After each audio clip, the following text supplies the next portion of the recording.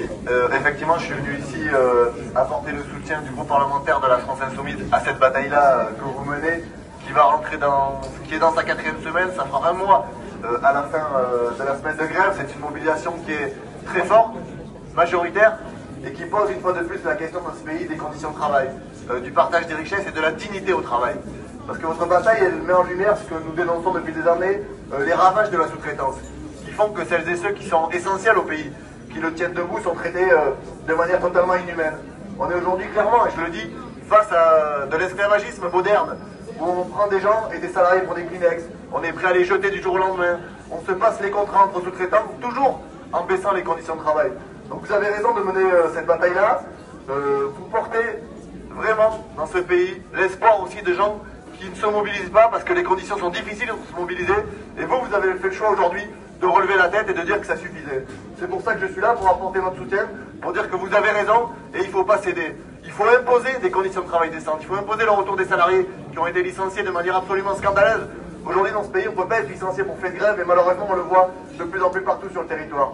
Donc ne lâchez rien, mobilisez-vous encore, il faut apporter ce soutien parce que des luttes, il y en a partout dans le pays aujourd'hui. Partout sur le territoire, des gens se mobilisent. C'est comme ça que j'ai découvert cette bataille. J'étais la semaine dernière aux côtés des camarades de Géodis qui ont fait plier la direction de l'entreprise. Pareil, après des semaines de grève pour imposer de toucher leur dû, c'est-à-dire leur salaire.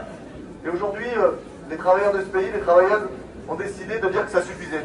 Qu'on ne pouvait plus être à la merci d'un patronat qui dicte ses conditions de travail, qui dicte des règles antisociales, qui méprise les individus, qui permettent à l'université, par exemple, ici de tourner. Parce qu'on ne les voit pas souvent, on a coutume de dire que c'est les invisibles.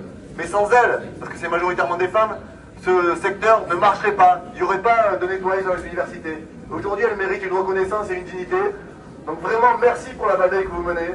Ne tenez pas, vous pouvez compter sur nous pour continuer à vous soutenir, relayer vos initiatives, parce que c'est aussi ça, le rôle d'un député.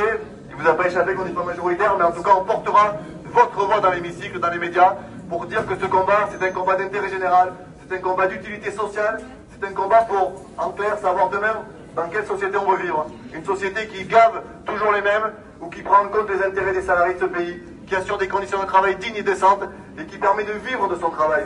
Donc véritablement merci, ne lâchez rien et continuez. Je suis sûr que vous allez gagner et que nous allons gagner tous ensemble cette bataille magnifique.